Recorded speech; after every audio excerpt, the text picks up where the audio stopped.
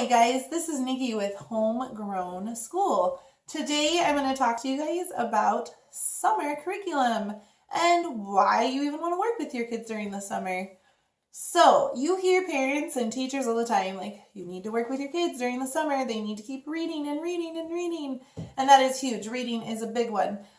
One of the reasons why I developed this video is sometimes sometimes summer school is an option for some families. It just depends on where your area is. In our area, summer school is an option, but you have to qualify for it. Your child has to be invited.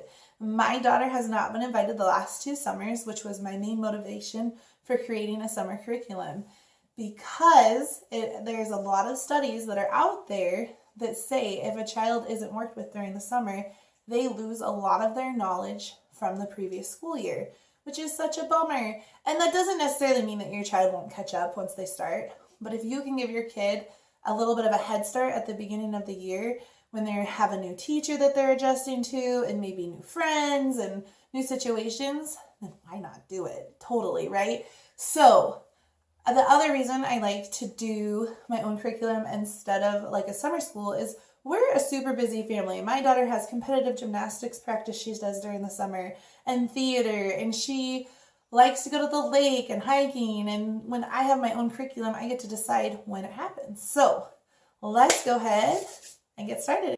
My first tool that you'll need is a public library card, a membership.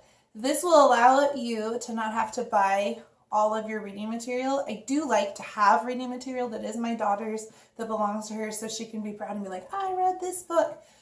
But it is nice to have a public library card, so you can go there. If you don't have access to a computer or just a large amount of books, it's a great place, and it's free. Most public libraries are free.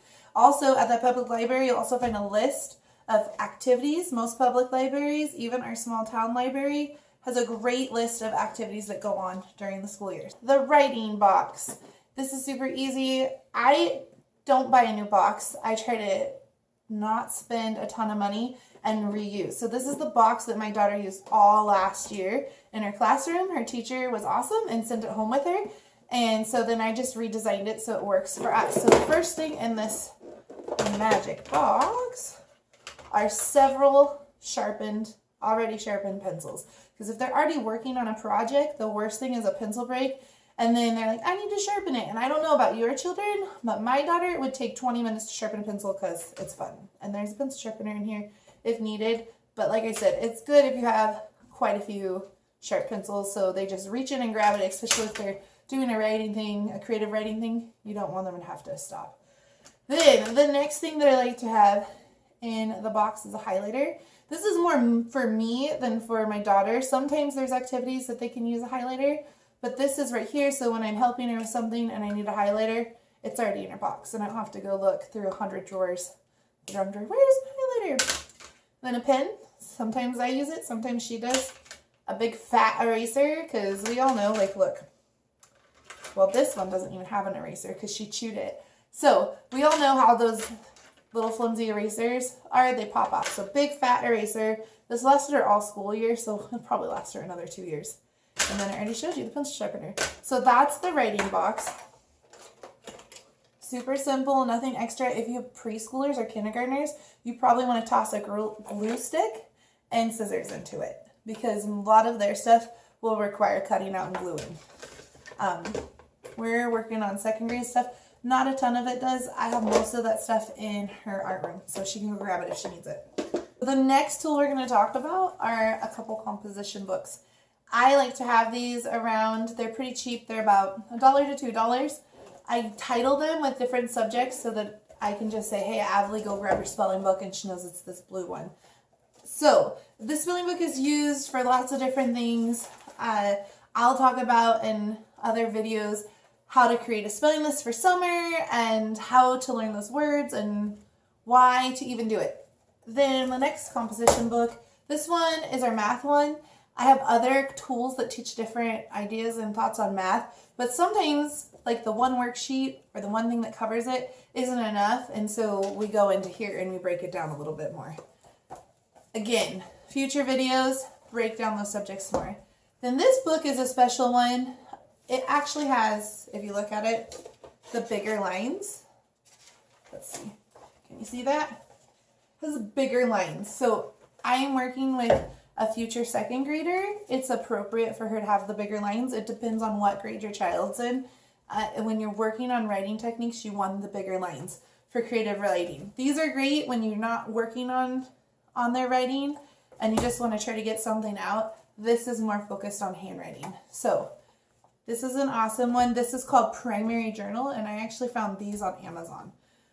So the next tool that I like to have that's super important is something that's like an ever-changing reading material. So Highlight Magazine is something I like. You can do Sports Illustrated for kids. You can do the Disney, any of the TV series ones, anything that has some good variety articles, and they come every month, so they're gonna ever changing. But the nice thing is that they have the same format. So this is changing, but the format's the same, so it still has a routine and you know what to expect in it. Another thing too that's kind of cool is like my daughter's really into gymnastics, and they have a gymnastics a gymnastics magazine. And so that's a really cool one to grab too. So a good handy magazine, National Geographic. This is a book, but you can get lots of different ones, and they have tons of great facts and reading material, and you can break it down how you want to break it down. So last summer and the summer before, I went on Pinterest and like websites like Teacher Pays Teacher, and I like pieced a curriculum together. And I spent a lot of time, hours and hours, trying to figure it out. And the inner teacher in me like loved it, but the more that my daughter's life progresses, the less time, and my life too, the less time I have to like piece. Plus, when you do that, you have to use a printer and print it all out, and that takes time and money to pay for paper and ink. And then if your printer dies, last summer it died in the middle of the summer, you have to go buy a new one. So I am testing out a new theory, and it'll be fun because I will give you guys some reviews on different workbooks and stuff. It's a learning experience for me. I have never used pre-workouts, or not workouts, that's funny. No, workbooks. I might need to work out though. Okay, so the ones I have here, this one is the big second grade book. I have another book coming. It should be here hopefully in the middle of the week, called Brain Quest, and I want to compare those side by side because this is kind of cool. It has several different like topics and subjects in it, and the Brain Quest does too. So I will give you guys a review on what are in it, and not necessarily which one is better or worse, but what will work better for your child. And then I have a math book, and I also a handwriting curriculum book. And again, I look forward to going through them, having fun, talking to you guys what works and doesn't work, and why it might not work for your kids. So that's a wrap. This is the tools I put together for my summer curriculum ideas. So if you guys like this video, please make sure to like it down below, yeah? And if you guys really like what you're seeing so far, please make sure to subscribe. Which brings me to my next thing. If you guys want to see a certain topic discussed, subject discussed, like math, science, reading, handwriting, you know, any school topic dug into, or ideas, how to approach certain things or certain grade levels, please leave a comment below and ask me about it, yeah? Again, thank you so much for watching today, and have a great day. Bye.